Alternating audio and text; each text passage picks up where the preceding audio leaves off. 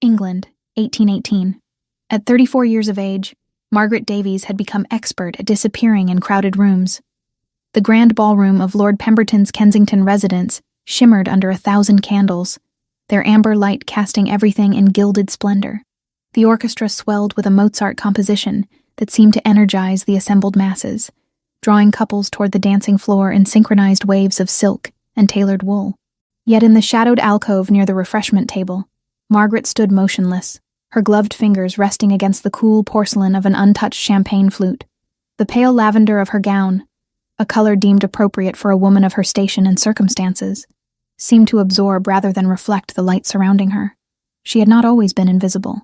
There had been a time, 14 years prior, when gentlemen had sought her company, when her opinion on matters of literature or gardening had been solicited with genuine interest, but that Margaret belonged to a different season, a different version of herself, who still harbored hope that spinsterhood might be avoided, through effort and grace alone. This Margaret, the one who watched debutantes half her age command attention with mere smiles, had learned to expect very little. "Your father appears distressed." Charlotte Webb materialized beside her with the stealth of long practice, her widow's weeds a sharp contrast to the vibrant gowns surrounding them. At 32, Charlotte understood the peculiar isolation of being unmarried past a certain age, though her condition had been earned through loss rather than circumstance. "I noticed him speaking intensely with Lord Graves near the card room some minutes ago." Margaret followed her companion's gaze across the crowded space. Her father, Thomas Davies, Viscount of Hartley, stood in animated conversation with an older gentleman whose face bore the heaviness of dissipation. When Thomas spoke now, it was without the old, brittle music of optimism. He had learned the difference between hope and denial, and the knowledge had cost him his posture. Margaret did not forgive him for that cost. She only recognized the bill had finally come due. Lord Graves was not a man of her father's usual circle. Not quite respectable, yet not entirely disreputable enough to be truly scandalous. There was something predatory in the way he gripped her father's arm, something that made Margaret's stomach tighten with unnamed dread. "Father is always distressed about something these days," Margaret replied quietly. "It is merely his manner." But Charlotte's expression suggested she did not entirely believe this explanation. Before she could respond, Eleanor, now the Countess of Ashdown, swept past them with her husband trailing in her wake. Eleanor, Margaret's younger sister by 6 years, had married a country earl of modest fortune 3 seasons prior and had since become insufferable in her newfound status. She did not acknowledge her sister's presence. Instead, she tilted her chin slightly upward, a gesture that spoke volumes about what she thought of Margaret's continued unmarried state. Margaret had long ceased to take offense at such slights.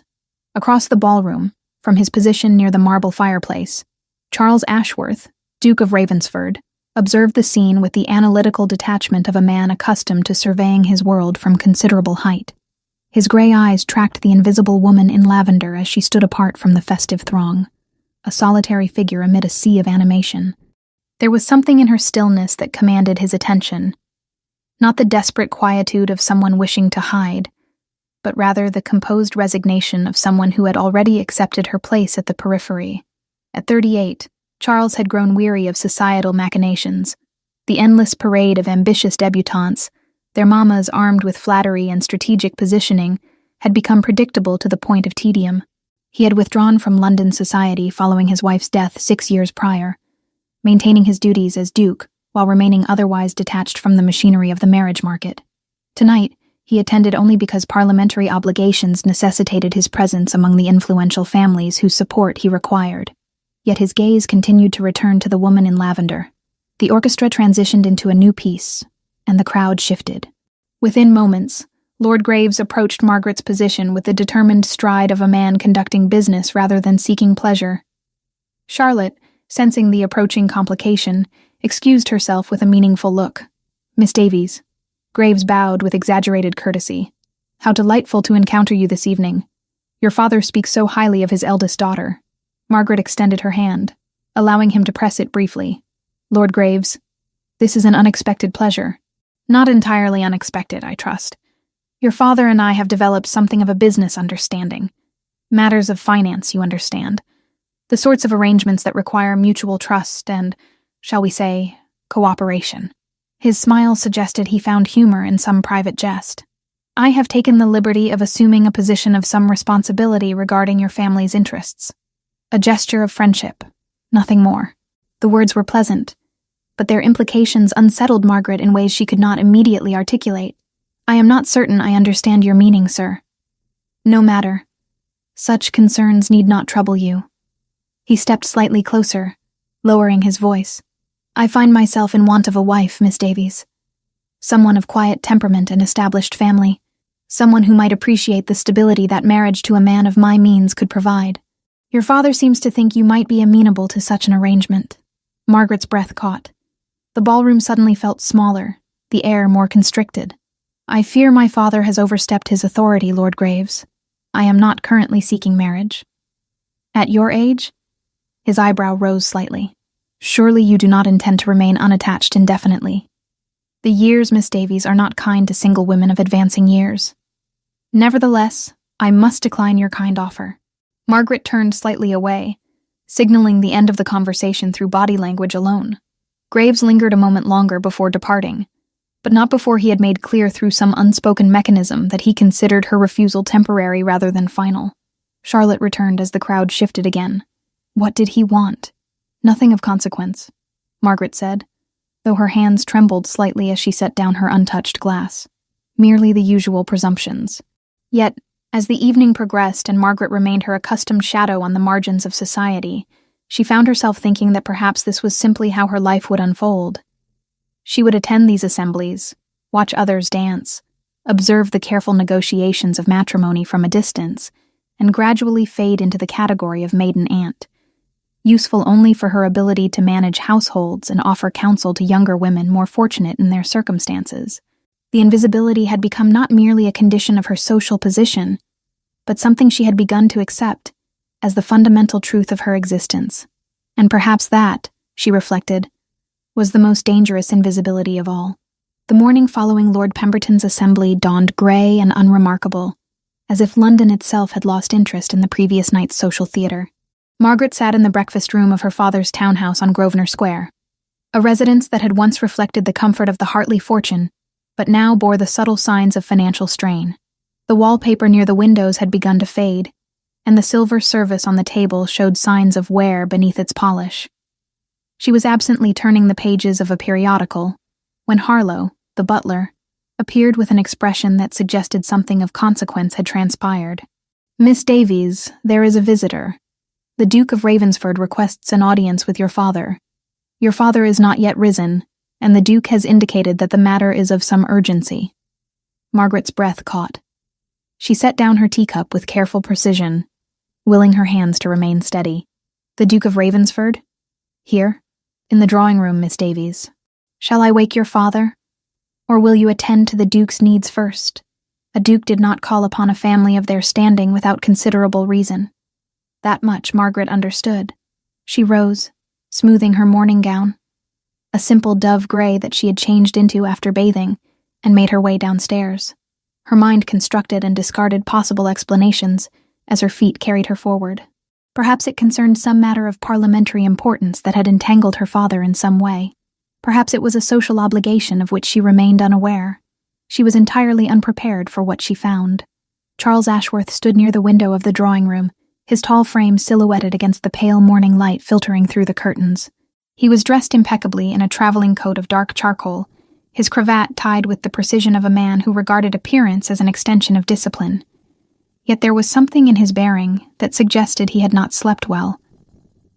The lines around his eyes seemed deeper than she remembered from the previous evening. When he turned at the sound of her entrance, his gray gaze fixed upon her with an intensity that made her throat tighten. Miss Davies, he said, his voice carrying the formal weight of title and rank. I apologize for the unseemly hour of my visit. I have come on a matter that requires directness rather than adherence to convention. Margaret curtsied, her mind still racing to assemble meaning from his unexpected presence. Your Grace, you honor our household. My father is not yet awake, but I am certain he would wish to be notified of... It is you with whom I wish to speak. Charles interrupted, though not unkindly. I came to make a proposal, Miss Davies. Not merely a social courtesy, but a substantial offer that I believe warrants discussion before other voices become involved. She gestured toward the seating arrangement near the fireplace, though her own movements felt distant and strange to her. "Please, Your Grace, do sit. I confess I am somewhat bewildered. We have not previously had significant acquaintance." Charles remained standing for a moment longer before settling into the chair across from hers. "That is precisely why I am here. Last evening, observing you in the ballroom, I came to a realization that has occupied my thoughts throughout the night. I require a wife, Miss Davies. Not in the manner that society typically demands such things, but as a genuine necessity for my circumstances." "A wife," Margaret repeated, as if speaking the words might render them comprehensible. "Your Grace, surely there are countless women of superior connection who would be better suited. That is where you are mistaken," he said, leaning forward slightly. "The women of superior connection invariably bring expectations. They expect romance, or at minimum, the pretense of it. They expect a husband devoted primarily to their happiness and advancement. I have neither the inclination nor, if I am to be entirely honest, the capacity to provide such things." He paused, studying her face as if searching for some specific reaction. "You, however, do not appear to harbor such expectations. There is a quality to your resignation that suggests you have already made peace with certain realities of your circumstances." Margaret felt heat rise into her cheeks, though whether from shame or anger she could not immediately determine. "You are proposing marriage based upon my apparent lack of hope, Your Grace? That is perhaps the most insulting proposal I have ever received, and I say this having received very few proposals at all. A shadow of something, perhaps amusement, perhaps recognition, crossed his features. I phrase it poorly. Allow me to attempt again. I have withdrawn from society following a considerable personal loss. This withdrawal has created certain difficulties in my political endeavors. A suitable marriage would demonstrate that I have moved beyond my isolation and am engaged with the world in the manner expected of my position. However, I have no wish to marry a woman who will demand constant attention or emotional performance. I have observed you to be capable, dignified, and independent in your manner. Those qualities appeal to me far more than the conventional beauty and status that typically attracts men of my station." Margaret rose from her chair and moved toward the window, needing distance between herself and the magnetic pull of his gaze. "You propose a business arrangement, then? Marriage as contractual obligation rather than partnership?" "Precisely," Charles replied. "I would provide security for your family, elevation of your social standing, and the independence that comes with being a duchess. In exchange, you would fulfill the visible duties required of that position. There would be no expectation of romantic attachment. We would maintain separate chambers if you wished. The arrangement would be entirely as you required it to be." She turned to face him, and for a moment she simply looked at him, truly examined him, in a way she had not done the previous evening. There was exhaustion in his face, yes, but also a kind of desperate practicality. This was not a man swept up in sudden passion or social convention. This was a man presenting a transaction as clearly as he would present a business contract to his solicitor. "My father," Margaret said quietly, "would accept such an offer immediately, regardless of my wishes. The financial security alone would be sufficient to overcome any paternal objection to my happiness." "I am aware of that," Charles acknowledged, "which is why I came to you first, rather than to him. I will not marry you against your will, Miss Davies. I refuse to begin our arrangement, should you agree to it, on a foundation of coercion." The statement caught her off guard. A man of his position, making such assurance, was rare enough to constitute genuinely unusual behavior. Before Margaret could formulate a response, Thomas Davies entered the drawing room, still in his morning coat, his hair not yet properly arranged. Behind him came Lord Graves, his presence in the townhouse suggesting far more familiarity than Margaret would have considered appropriate. "Your Grace," Thomas exclaimed, his voice pitched between pleasure and anxiety. "Harlow informed me that you were here. This is indeed an honor." Graves moved toward the Duke with a smile that did not reach his eyes. "Ravensford, I did not anticipate encountering you this morning. How fortuitous. I have come to discuss certain financial matters with the Viscount. Perhaps we might adjourn to his study." Charles rose to his feet, his height and bearing making the drawing room suddenly feel smaller. "I have only recently arrived, Lord Graves. Perhaps your business can wait until I have completed my conversation." Of course," Graves replied, though his eyes fixed upon Margaret with an expression that made her skin prickle with discomfort. Though I should mention that certain accounts require immediate attention. Is that not correct, Viscount? Your recent investment returns have been disappointing, if memory serves. Thomas's face flushed an uncomfortable shade of red. A temporary difficulty merely. I have every confidence that matters will improve shortly. Indeed, Graves said softly. Yet confidence will not satisfy creditors, will it? Perhaps we might discuss the consolidation of your obligations. A single larger debt might be more manageable than multiple smaller ones, though the terms would necessarily reflect the increased risk. Margaret watched the exchange with growing understanding. This was not the first conversation between these men. There was history here, and threat, and layers of financial entanglement that she could not fully comprehend, but could certainly feel in the tension that suddenly permeated the room. Charles observed the dynamic with the analytical gaze of a man accustomed to reading power structures. He turned to Margaret and spoke with deliberate clarity. Miss Davies, will you walk with me to the garden? I find I require a moment to breathe air that is not quite so heavy with unspoken complications. Margaret hesitated only briefly before accepting his offered arm. As they departed the drawing room, she heard her father beginning to negotiate with Graves, his voice taking on the wheedling tone of a man attempting to placate someone far more formidable than himself. The sound followed her like a shadow through the corridors of the house and into the small garden behind, where the roses had already begun their autumn decline. Your father owes him money, Charles stated flatly once they were alone among the dying flowers.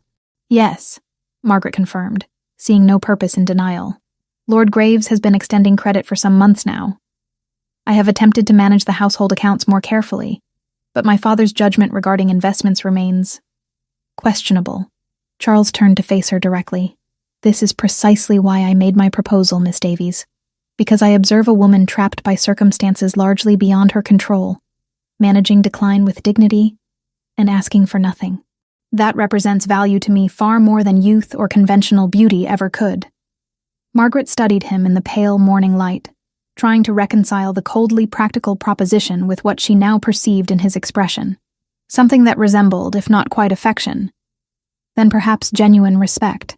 If I refuse you, she said slowly, Lord Graves will consolidate my father's debts and likely demand some form of recompense, possibly through forced marriage to myself, given that my father appears to have implied my availability. Yes, Charles agreed. That is the logical progression of events. Then I have not truly refused you at all, have I? Margaret's voice held a note of bitter irony. I have merely traded one form of obligation for another. You have the choice, Charles insisted, which you would not have with Graves. I will not force your hand through threats or financial coercion. However, I will not pretend that your circumstances are not dire. That would be dishonest, and I suspect you have encountered sufficient dishonesty in your life. Margaret turned away, looking toward the garden gate and the street beyond, where life continued its ordinary progression indifferent to the turning points that altered individual destinies. In that moment, she understood that she stood at a threshold from which there was no true retreat. Either she accepted this strange, emotionally austere proposal from a duke she barely knew, or she permitted her father to sink further into the entanglement of Graves's manipulation. Neither choice offered what she might have wished for her life, but at least one offered clarity. I will require time to consider your proposal, Your Grace, she finally said. 1 week, if you would be so kind. 1 week, Charles agreed, though I suspect that before that time has elapsed, events will conspire to collapse your available options further. When that occurs, I trust you will remember that I offered you choice before circumstances eliminated it entirely. He departed shortly thereafter, leaving Margaret alone in the garden where autumn had already begun its conquest of summer's remnants. The week following Charles Ashworth's proposal passed in a haze of conflicting emotions that Margaret struggled to articulate even to herself. She found herself oscillating between indignation at his clinical assessment of her character and a curious recognition that he had perceived something in her that others had entirely overlooked.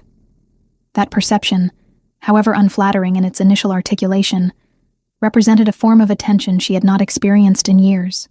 It was Charlotte who undertook the investigation into the Duke's circumstances, with the thoroughness of a woman accustomed to uncovering social truths through careful questioning. They attended a musicale together on Wednesday evening, where Charlotte engaged in seemingly casual conversation with Lady Ashford. the widow of a distant cousin to Charles's late father. By Thursday afternoon, Charlotte had arranged for them to take tea with Mrs. Eleanor Hartwick, the wife of a parliamentarian who moved in circles that intersected with Ravensford's social obligations. Margaret sat in Charlotte's private parlor, listening as her friend recounted what she had learned. The picture that emerged was fragmented but revealing. Charles Ashworth had inherited the dukedom at the age of 28 following his father's death. 6 years ago, he had married Lady Catherine Whitmore, daughter of the Earl of Whitmore, in what had been considered an advantageous match. 2 years into their marriage, Lady Catherine had died in an accident involving a horse. The official accounts described her being thrown from her mount during a ride across Ravensford's Yorkshire estates.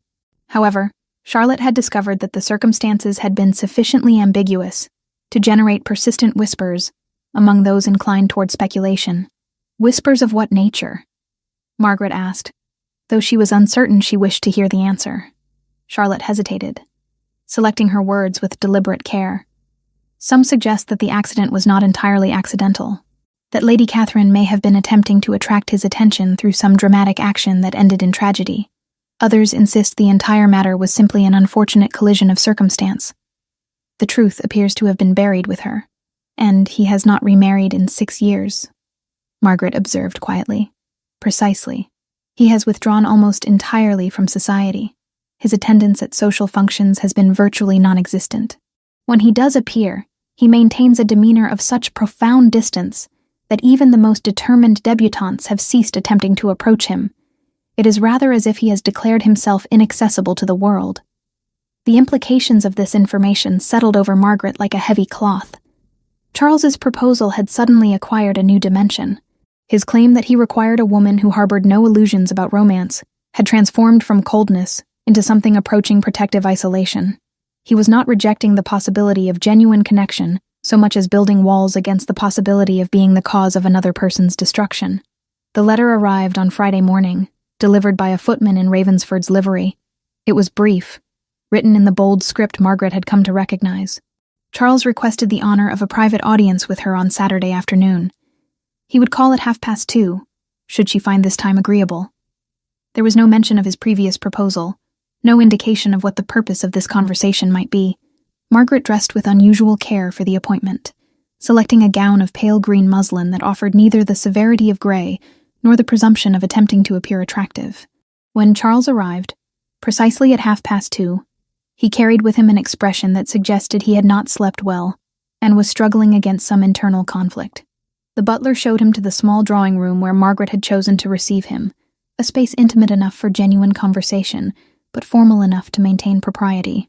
"Miss Davies," he began without preamble, as had become his custom, "I have come to discover whether you have reached any conclusion regarding my proposal."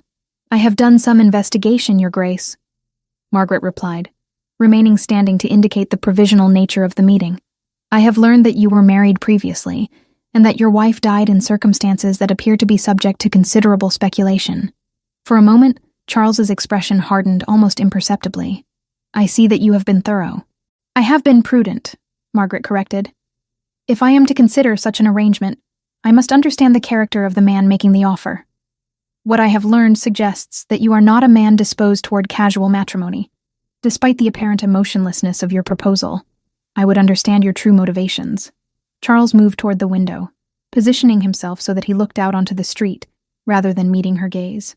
"My wife died because I failed her," he said finally, his voice stripped of all inflection. "The nature of that failure need not concern you.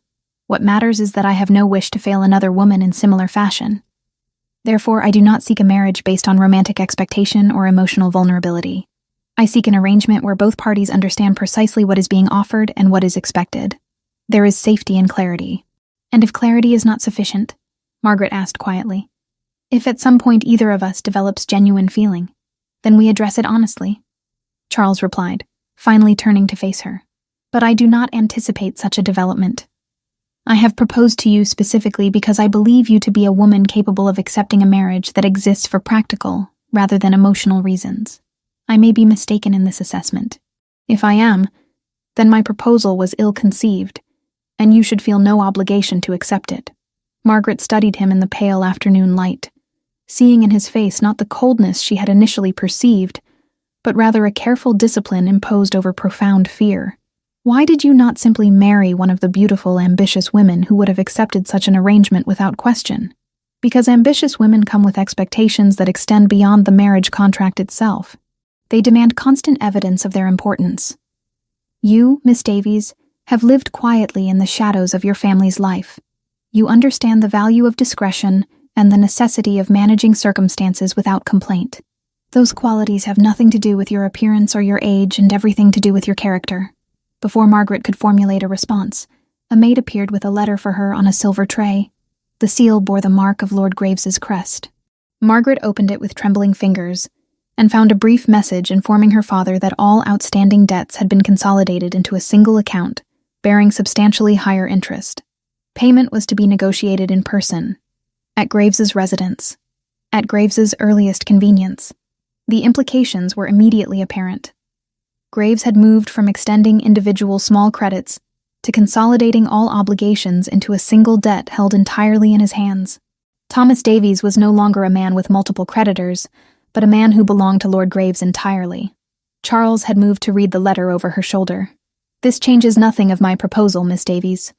In fact, it strengthens my argument for acceptance. Your father is now entirely within Graves's power. I can free him from that entanglement without requiring anything from you in exchange. That is not a business arrangement. It is an act of conscience."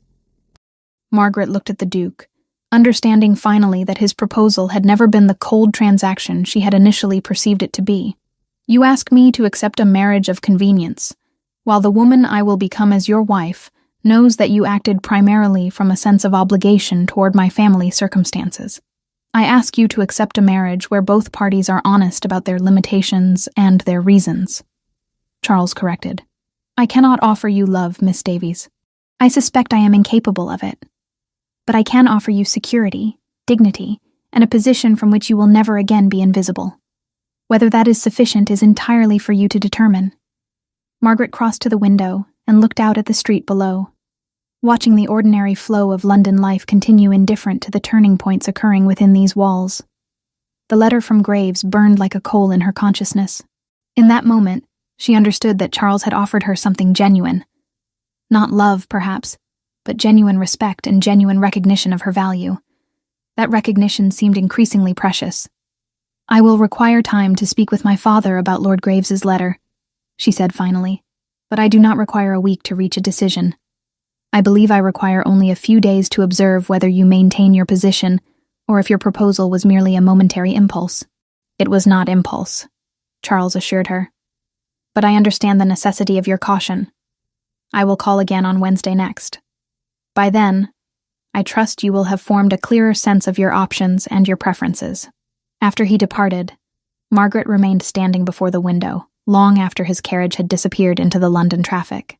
Charlotte appeared moments later, her face a study in carefully suppressed curiosity. "Well?" her friend asked simply. "I believe," Margaret said slowly, "that I may have misjudged the Duke entirely. What I perceived as coldness may have been protection. The question now is whether protection offered to oneself is the same as protection offered to another." The letter appeared in the society columns of the Morning Chronicle on Tuesday, though it was not precisely a letter so much as a carefully worded insinuation disguised as social observation. Scandal, she discovered, was a climate rather than an event. It fogged mirrors and seeped under doors, and even the kindest faces wore a sheen of weather that was not their own. Margaret learned to treat it as rain. Not personal, merely persistent. Written anonymously but bearing all the hallmarks of deliberate malice, it suggested that certain members of the gentry had engaged in calculated schemes to elevate themselves through manipulation of titled gentlemen.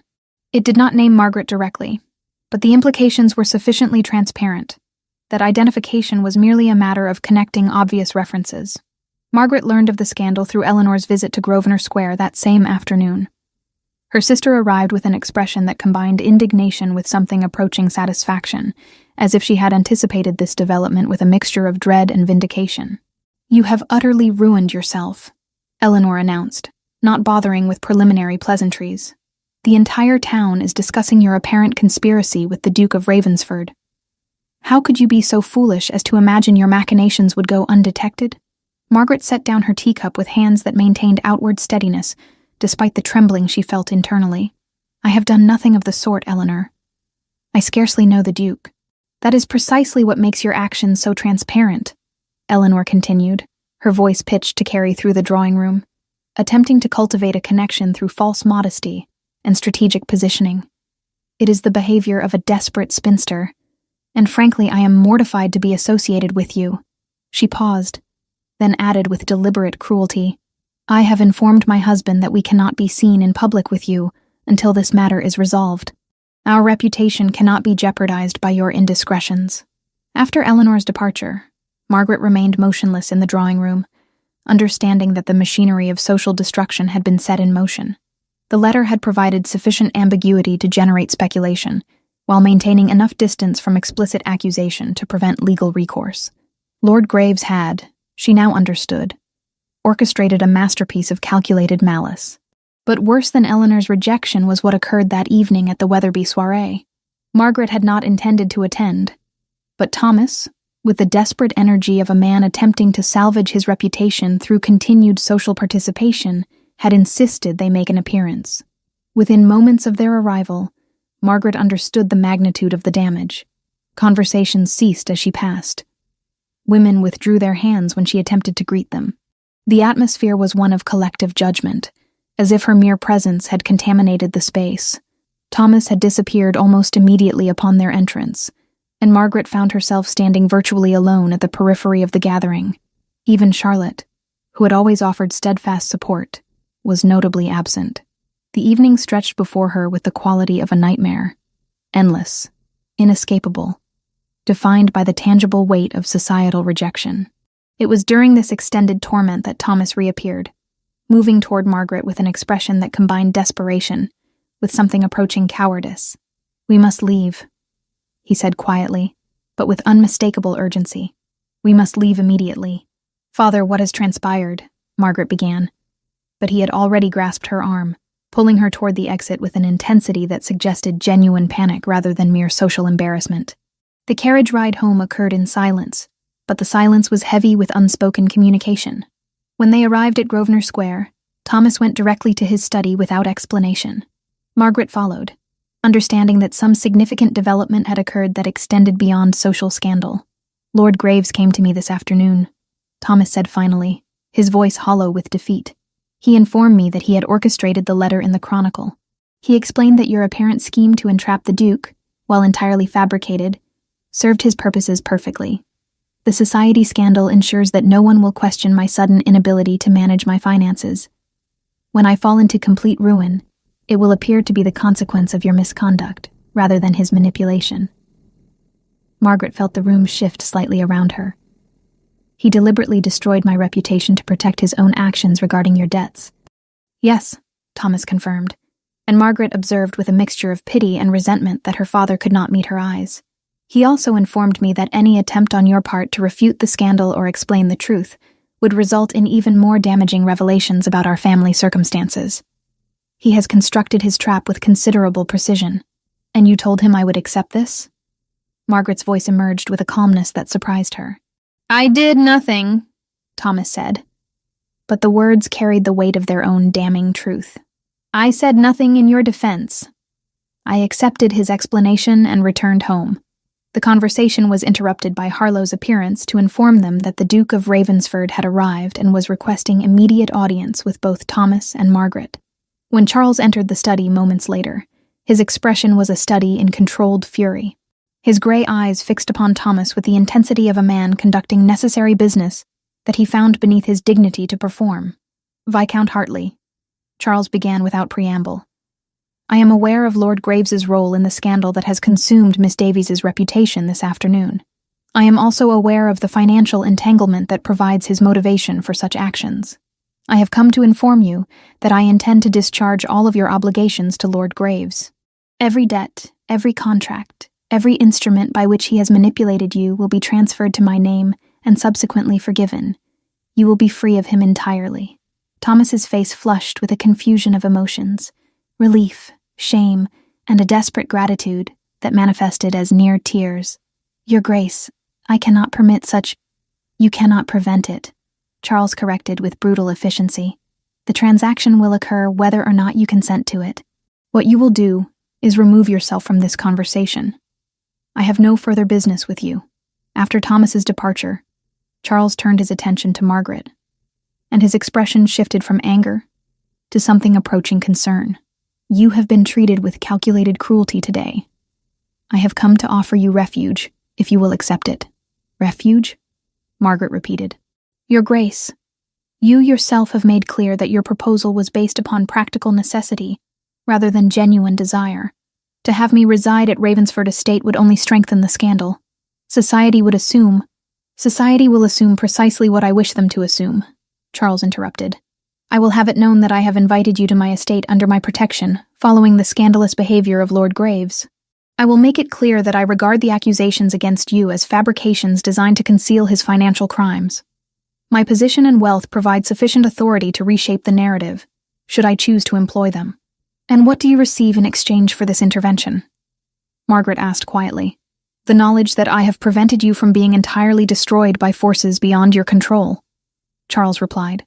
Additionally, Miss Davies, your acceptance of my invitation serves as a public declaration that you do not fear the consequences of associating with me. That is not insignificant. Come to Ravensford. Allow me to demonstrate that my proposal was not born of indifference, but of genuine recognition of your value.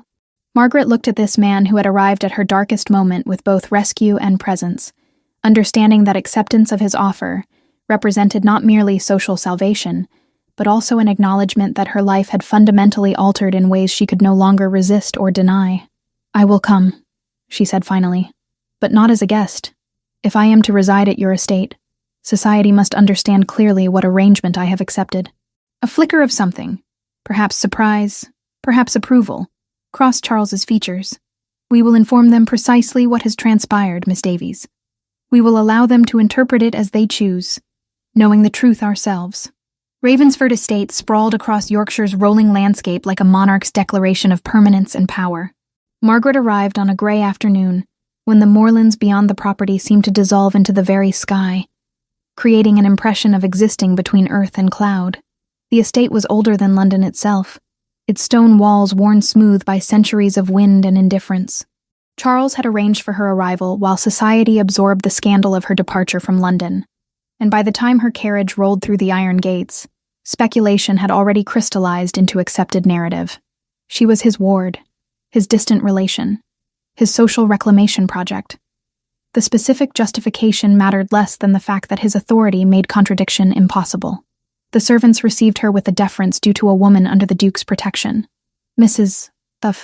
Hensworth, the housekeeper, conducted Margaret through corridors lined with ancestral portraits and faded tapestries, offering commentary on the estate's history in the manner of someone who had performed this task countless times for guests of varying significance.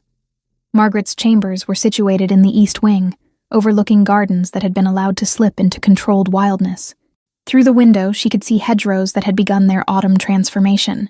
Roses gone to hip, lavender faded to dusty purple. Charles appeared for dinner that evening, having spent the afternoon managing estate business that required his attention. Across the formal dining table with its excessive candlelight and careful spacing, Margaret observed him more closely than propriety typically allowed. There were lines around his eyes that suggested habitual tension, and his hands, strong, precise, moved through the ritual of dinner with the efficiency of long practice. When he spoke, it was to discuss practical matters: her comfort, the arrangement of her days, the libraries she might wish to access. There was no reference to the scandal, no acknowledgement of the magnitude of her displacement. It was 3 days into her residence that the genuine shift occurred. Charles found Margaret in the conservatory, where she had retreated with a book that she was not truly reading. The glass structures maintained its warmth despite autumn's advance, and potted plants in various states of cultivation lined the shelves.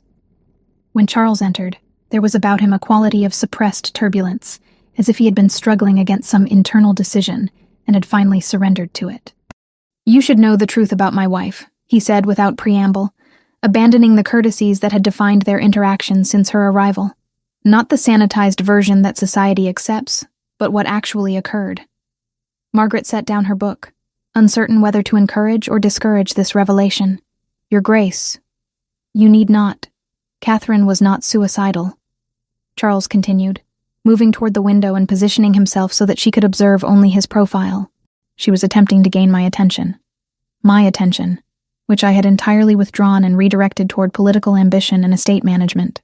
She took a horse across difficult terrain deliberately, believing that a dramatic fall would force me to care. Instead, it killed her.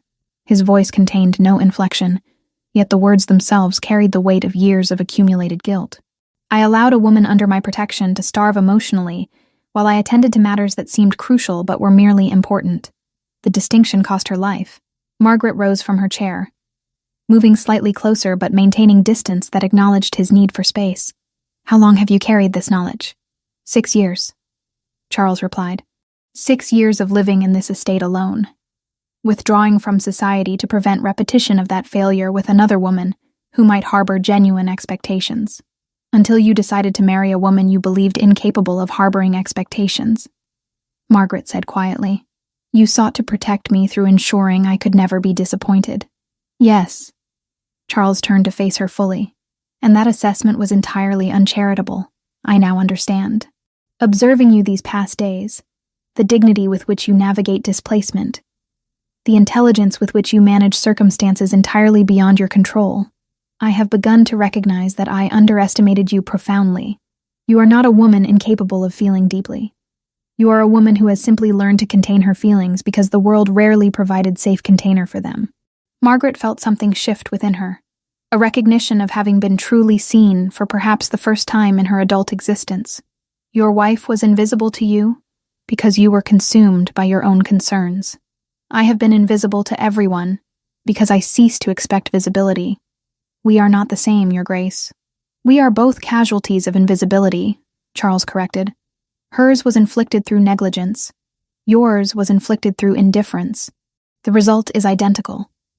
Two people learning that the world does not notice their suffering unless they perform their suffering dramatically enough.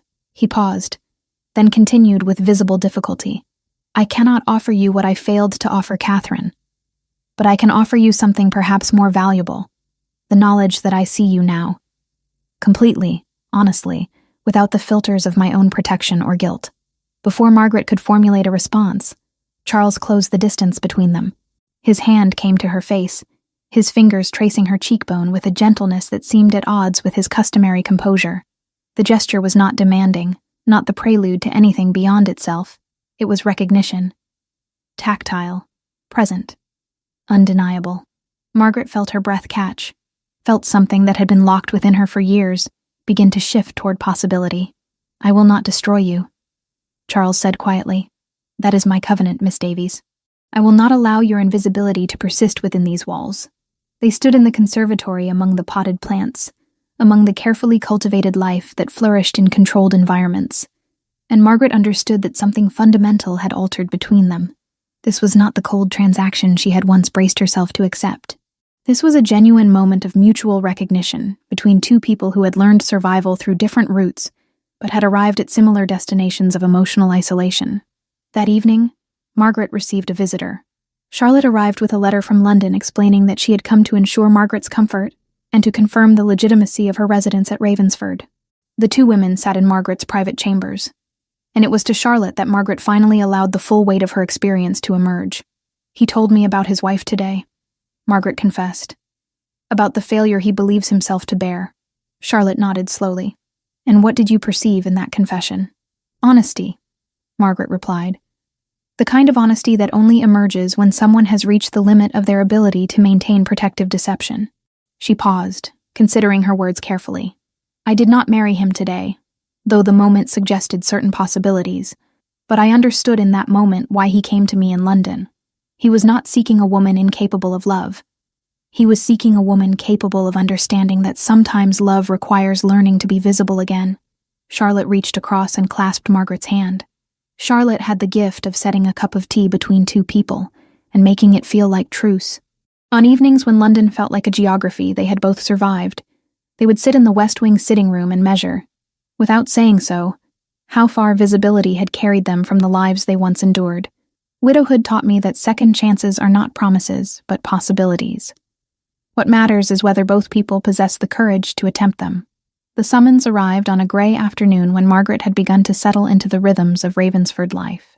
A letter delivered by Thomas himself, who appeared at the estate gates with the appearance of a man carrying stones that had grown heavier with each mile from London. Charles was away attending to matters in nearby York, and Margaret was alone when her father entered the drawing room where she sat with correspondence and tea. Thomas had aged since her departure from London. The lines around his eyes had deepened, and his shoulders bore the weight of accumulated shame and desperation. He accepted the chair Margaret offered with the mechanical movements of someone whose will had been entirely consumed by anxiety. "I have been sent as messenger," he said without preamble, his voice hollow with defeat. "Lord Graves has provided me with terms that you must hear directly. He has consolidated all of my outstanding obligations into a single account. The debt is substantial, and he has informed me that payment is to be negotiated immediately. However, he proposes an alternative arrangement." Margaret set down her teacup, understanding already what words would follow, though she steeled herself against their impact. "What arrangement?" "Marriage to himself," Thomas replied, his voice barely audible.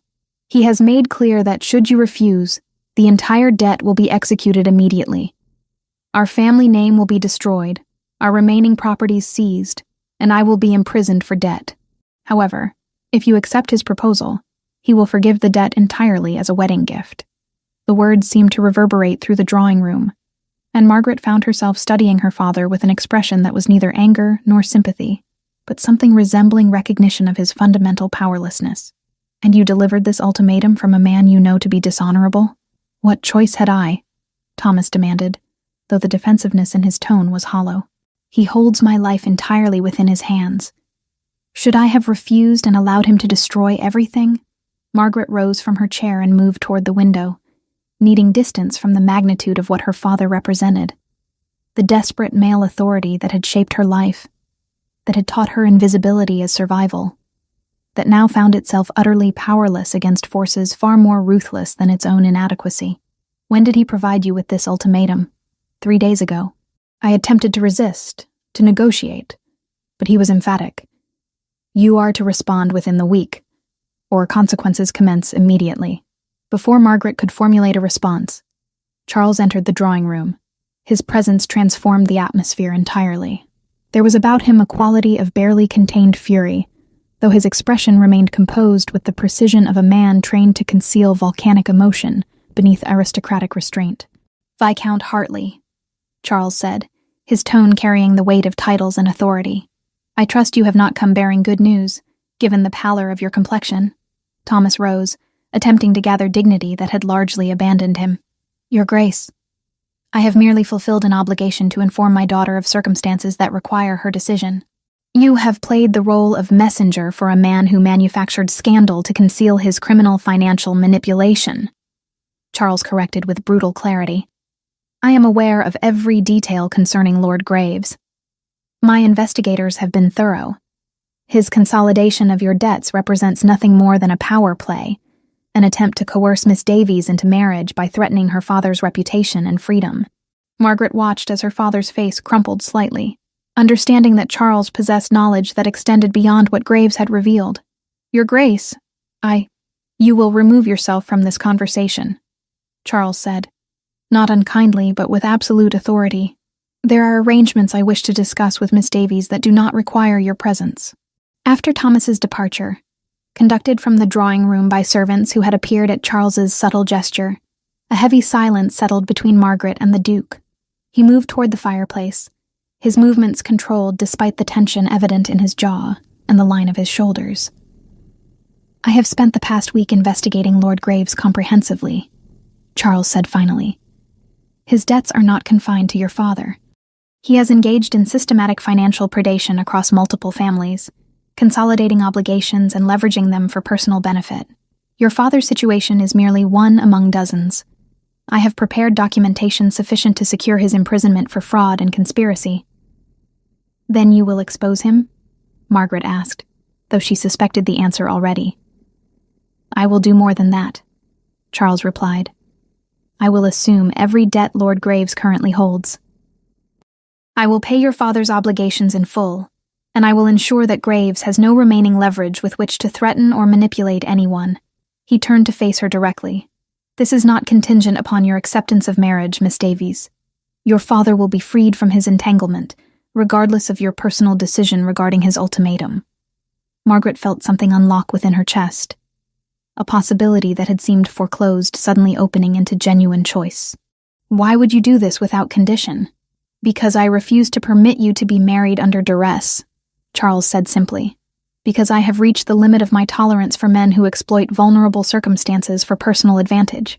Because you deserve to make decisions based upon genuine preference rather than coercion." He paused, moving closer, his gray eyes fixed upon her with unmistakable intensity. "And because if you choose to marry me now, that choice will be entirely your own, untainted by any obligation or gratitude toward my father." Margaret understood, in that moment, that Charles was offering something far more valuable than mere financial rescue. He was offering freedom, genuine, unconditional freedom, to accept or refuse him based solely upon her own determination. The realization was almost overwhelming in its magnitude. "I choose you," she said quietly. "Not because you have rescued me, but because you offered me the possibility of rescue before acting upon it. Not because you are powerful, but because you have chosen to use that power without demanding gratitude in exchange." That evening, for the first time since her arrival at Ravensford, Margaret and Charles crossed the threshold of the connecting chambers that had remained closed since her residence began. She learned the house by its sounds first. The kettles in the east wing sighed a minute earlier than the bells. The gardener's barrows ticked on a loose flagstone outside the library door. The nursery, long shut, exhaled a different dust when she opened its windows. Ravensford did not resist her. It simply waited to see if she meant to stay. Their union was tender and complete, marked less by passion than by profound recognition. Two people learning that vulnerability need not equal destruction when encountered with genuine care. Eleanor's letter arrived the following week, composed in terms of false apology and transparent self-interest. Margaret responded with courtesy so cool it bordered on indifference, making clear that reconciliation, if it were to occur at all, would require far more than written expressions of regret. Thomas remained at Ravensford for several additional days before returning to London, his relationship with Margaret forever altered by the magnitude of his failure to protect her. The wedding of Charles Ashworth, Duke of Ravensford, to Margaret Davies, was executed with the precision that defined his character, grand enough to silence social speculation, intimate enough to suggest genuine feeling rather than performance. The ceremony took place at St. George's in Hanover Square, on a morning when London seemed collectively to hold its breath.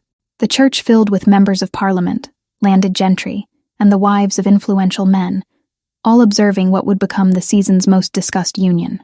Margaret descended from the carriage in a gown of cream silk, adorned with subtle pearl embroidery, her blonde hair arranged with the elegance that had become her signature. There was nothing excessive in her appearance, yet the restraint itself conveyed authority. She was not attempting to captivate through spectacle, but through the simple fact of her presence. Charlotte walked beside her, having assumed the role of family representative when Eleanor declined to do so, though her refusal had been delivered with sufficient coldness to suggest her true feelings regarding Margaret's elevation.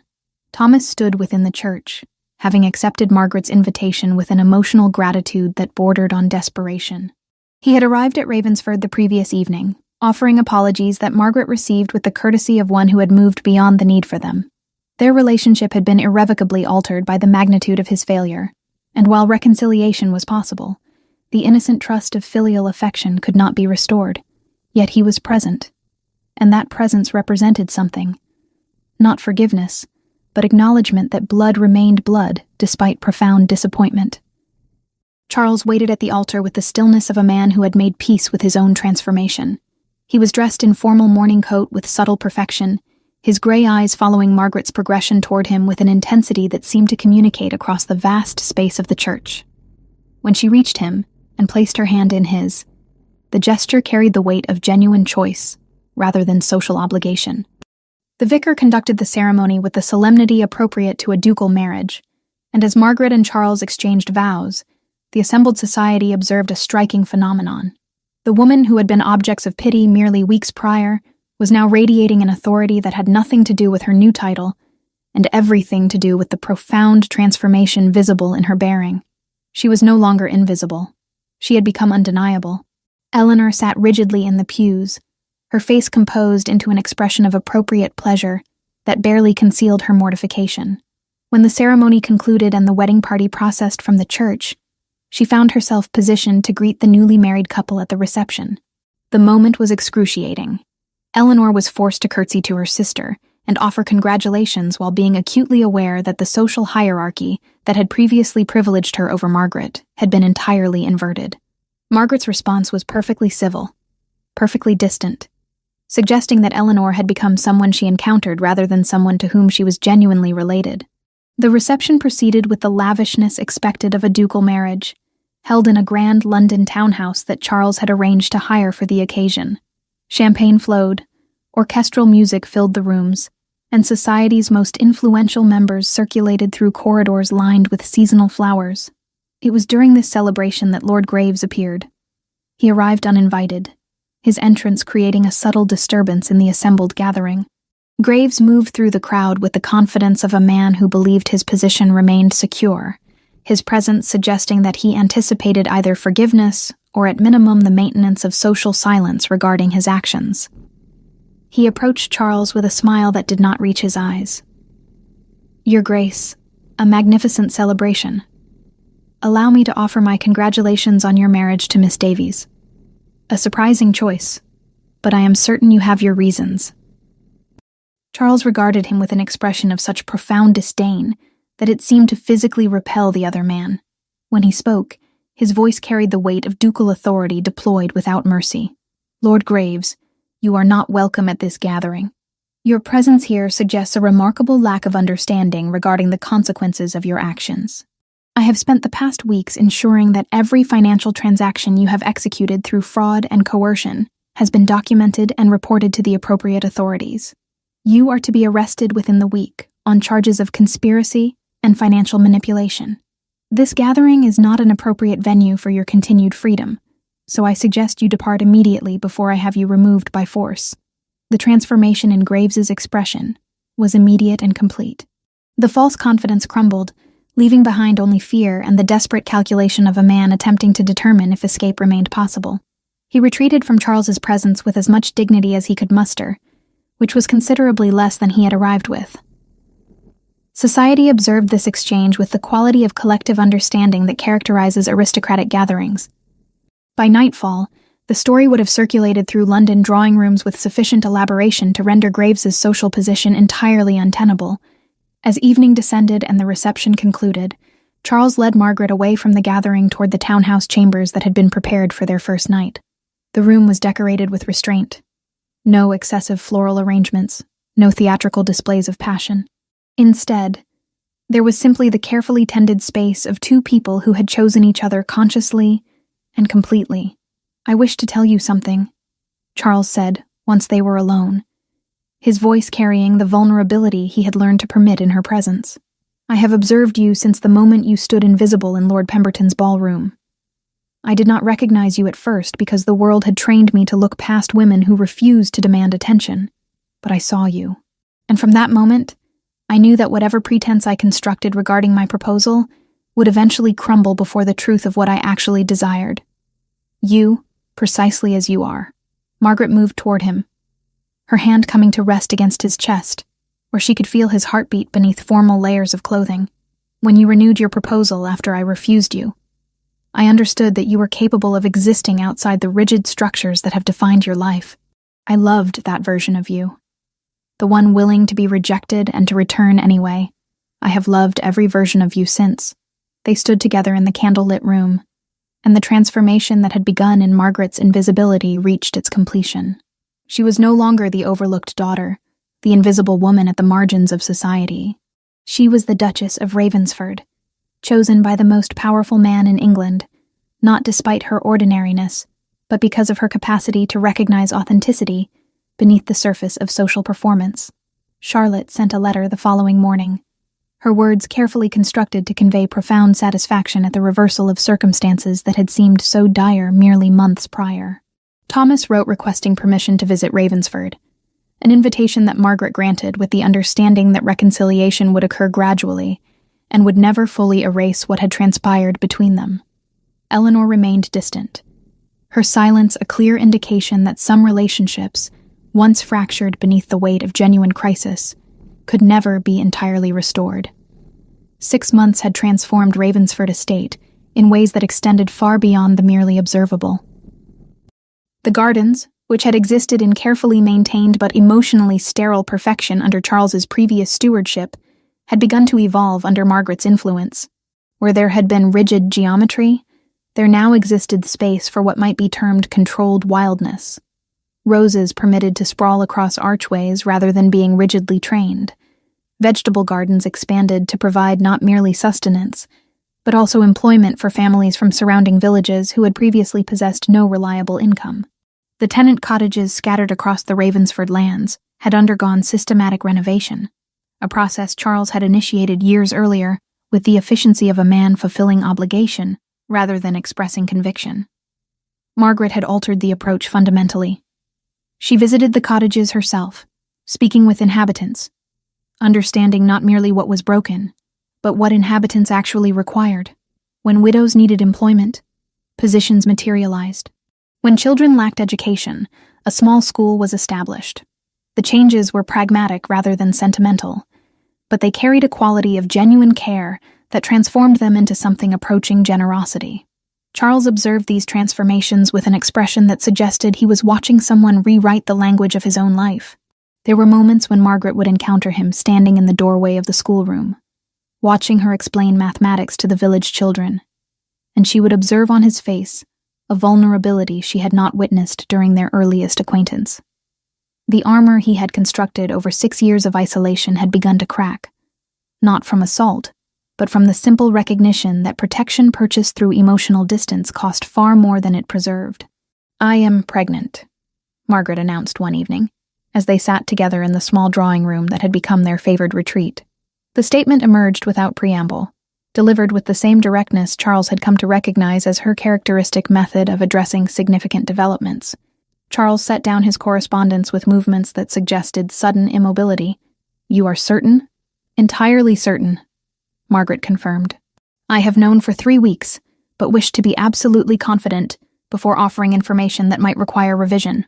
The transformation that occurred on Charles's face was profound and instantaneous. The reserved Duke gave way to a man who appeared younger, less burdened by the weight of 6 years' accumulated regret. When he moved to Margaret and drew her into his embrace, the gesture conveyed something approaching wonder. "A child," he said simply. "Our child." "Yes," Margaret replied, finding herself moved by the magnitude of hope evident in those 2 words. "A future that extends beyond our own narrative." Thomas had visited Ravensford with increasing frequency over the preceding months. The relationship between father and daughter remained altered from what it had been. Trust, once fractured, does not restore itself entirely to previous wholeness. Yet something approaching genuine affection had begun to emerge from the ruins of paternal failure and filial resentment. Thomas had taken work managing a portion of Charles's investments, a position that provided both income and purpose, while maintaining sufficient distance to render their interactions less fraught with complicated history. Eleanor had sent a letter following the wedding, an epistle so carefully constructed in tone that it managed to convey simultaneous apology and resentment. She had inherited her father's talent for negotiating emotional complexity without ever truly addressing its source. Margaret responded with courtesy that suggested she had moved beyond the capacity to be wounded by her sister's limitations. Eleanor's occasional visits to Ravensford were tolerated rather than welcomed, the relationship reduced to the performance of kinship without the substance. Charlotte had become something approaching a permanent fixture within Ravensford's life. She maintained chambers in the West Wing, having gradually transitioned from guest to family member. Her friendship with Margaret had deepened into something approaching sisterhood, and she had developed her own understanding with Charles regarding the value of her presence. Widowhood, she had once explained, could be isolating, but within Ravensford's walls, she had discovered purpose and genuine connection. It was in the garden, where the transformations found their truest expression. On an afternoon when autumn had already begun its conquest of summer's final remnants, Margaret and Charles stood among the roses that had been permitted to achieve their full, ungoverned beauty. The location was deliberately chosen. It paralleled precisely the space where Charles had first revealed his guilt regarding Catherine, where Margaret had first understood the human cost of his isolation. "I have been reflecting upon our journey," Margaret said, her hand resting against her still flat abdomen. "When we began, I believed myself to have reached the termination of possibility. I understood my life would be defined by invisibility and periphery. You believed yourself defined by failure and incapable of genuine connection. And now?" Charles prompted, his fingers intertwining with hers. "Now I understand that invisibility is not a permanent condition, but rather a choice made by both the world and by oneself. I chose it as survival mechanism. You chose isolation as protection. But neither of us required the world's acknowledgement to become visible. We required only one person to perceive us completely." She paused, looking directly at him. "The tragedy of my previous life was not that I was overlooked. It was that I had internalized society's assessment of my value and had begun to believe it myself." Charles drew her closer, his forehead resting against hers. "Catherine died because I failed to see her. I have spent 6 years fearing repetition of that failure. What I did not understand was that genuine sight requires not perfect performance, but honest presence. You have taught me that distinction." As evening descended and the garden lights began to emerge from the gathering dusk, Margaret reflected upon the improbable journey that had transformed her from overlooked spinster into duchess, from woman defined by absence into woman defined by her own authentic presence. The transformation had not been born of rescue in the conventional sense. It had been born of two people learning to recognize value in each other at the precise moment when both had begun to surrender to invisibility.